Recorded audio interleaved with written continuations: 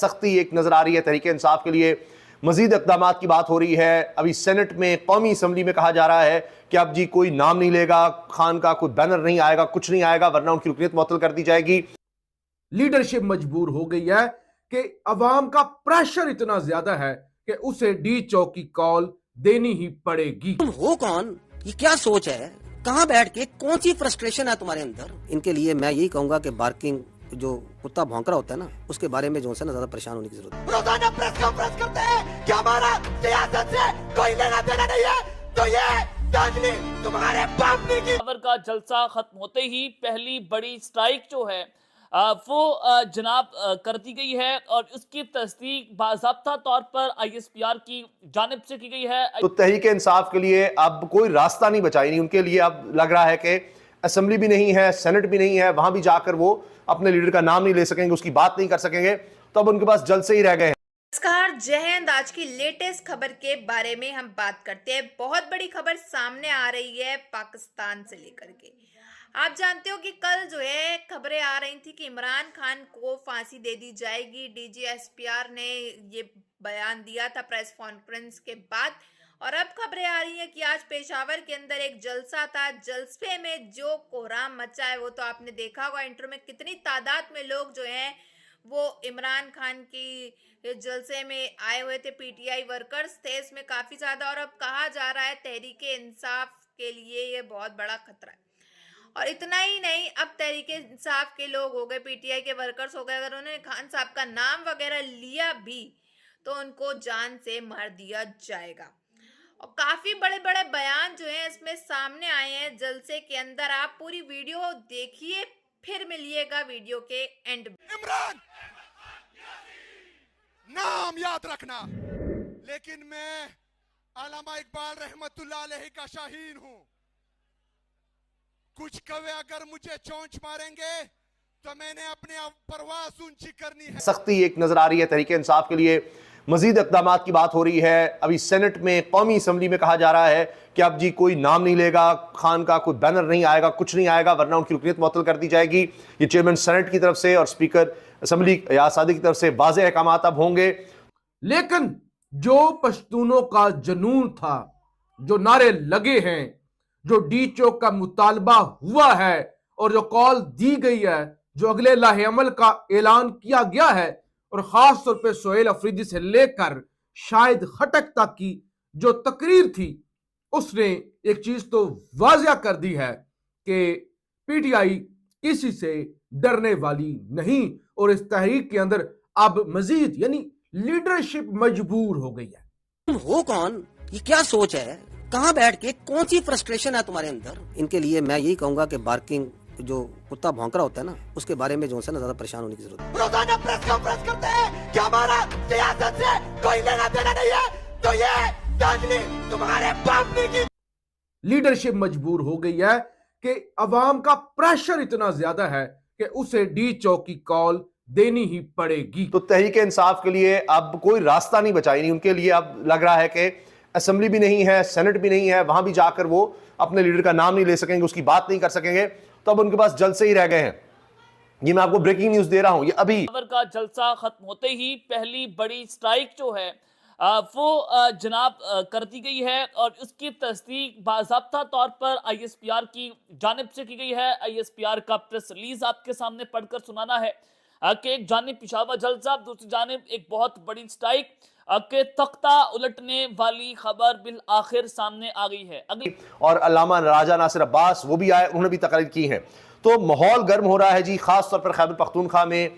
अब आप ये देखें कि जिस तरह था कि हुकूमत की तरफ से धमकियां थी, अब जवाबी तौर पर यहां पर धमकियां आ रही हैं कि जी आओ फिर मैदान सामने है, लगाओ अब गवर्नर राज। यहां पर बाकायदा कहा गया है। कौन ऐसा करता है कि अपनी ही हुकूमत के खात्मे की एक तरह से बात कर रहा हो कि जी तुम गवर्नर राज लगाओ, गवर्नर राज लगाओ। अब ये बातें यहां पर की गई हैं, तकारीर शुरू हुई। अब यहां से एक और ऐलान हो गया है कि ये ऐसे नहीं है कि ये जलसा हुआ और पैगाम पहुंचा दिया गया है कि जी माइनस इमरान खान हमें मंजूर नहीं है। नहीं जनाब, ये आगाज है। और आगे ये कहा जा रहा है कि आगे तो अभी हमने और जलसे करने हैं। यहां से जुनैद अकबर ने ऐलान कर दिया है कि अब हम जलसों की सीरीज करने जा रहे हैं। अगले इतवार का भी उन्होंने कोहाट के जलसे का यहां पर ऐलान कर दिया है।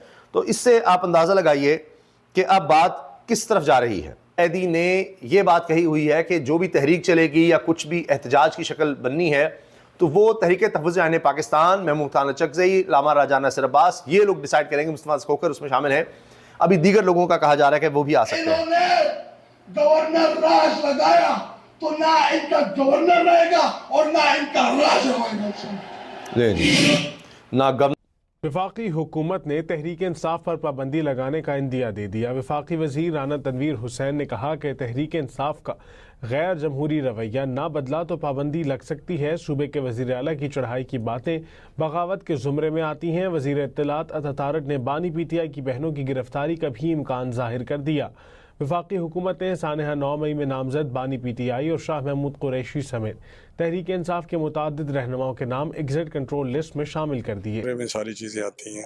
मैंने तो पहले भी कहा था कि गवर्नमेंट बिल्कुल रिस्ट्रेंट शो कर रही है, लेकिन अगर इस तरह के बयान आएंगे जिस तरह भी बानी ने बयान दिया, जिस पे DG ISPR ने भी बात की है, तो मेरा ख्याल है फिर इस पॉलिटिकल पार्टी के लिए उसका वजूद सियासत के अंदर रहना मुल्क के लिए मुनासिब नहीं है। वजीर इत्तलात अता तारन ने भी वाजे कर दिया कि अडियाला जेल के बाहर अब किसी किस्म का मजमा ज़राए के मुताबिक पंजाब की सिफारिश पर वफाकी हुकूमत ने सियासी रहनुमाओं के नाम ECL में डालने की मंजूरी दी।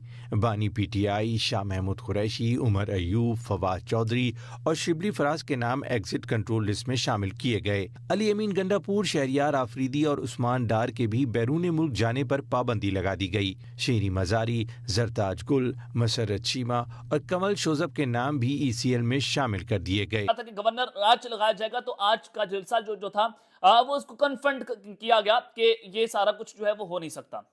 लेकिन मैं तकरीर की तरफ तो नहीं आऊंगा कि किसने क्या तकरीर की, वो आप सबने सुन ली होंगी कि सबने जो है वो प्रेस कॉन्फ्रेंस को कन्फ्रंट किया और जो आसिम रज़ी तारड़ ने प्रेस कॉन्फ्रेंस की, उनके हवाले से बड़े हार्श वर्ड्स जो हैं वो इस्तेमाल किए गए।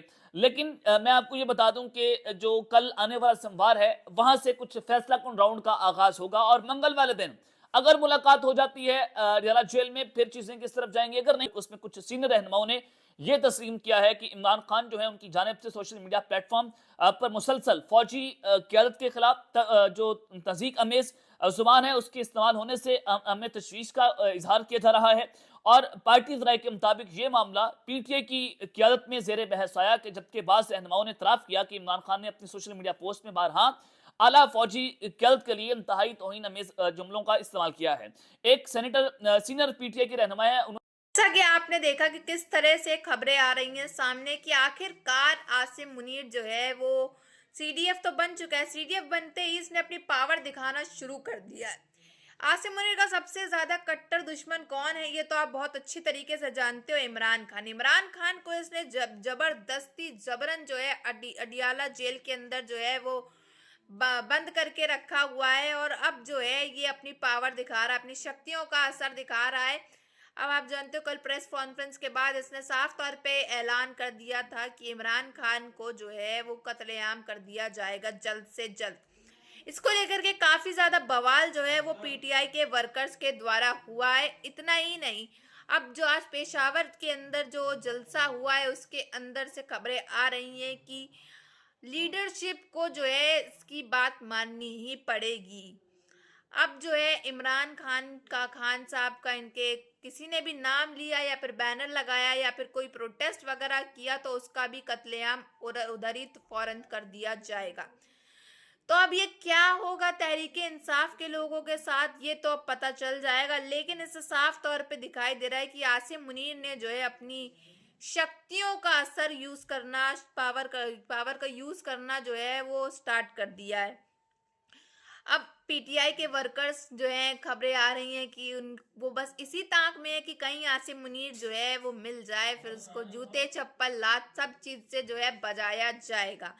और अब जो है देखते हैं पाकिस्तान में क्या नए नए कारनामे जो हैं होने वाले हैं, कैसे जो है इमरान खान के खिलाफ साजिशें रची जाने वाली हैं, क्योंकि इमरान खान की बहन ने इंडियन मीडिया में आकर के जिस तरह से आसिम मुनीर के खिलाफ कहा कि इमरान खान ने ये कहा है कि इन सब के पीछे जो हाथ है वो सिर्फ और सिर्फ आसिम मुनीर का है, तो इस चीज से आसिम मुनीर जो है वो काफी ज्यादा बौखला उठा है। उसकी वजह से ही इमरान खान के खिलाफ जो है ये नए ऐसे बयानात दे रहा है, नए ऐसे बयान सामने आ रहे हैं, प्रेस कॉन्फ्रेंस के बाद ये सब बातें जो है वो कह रहा है।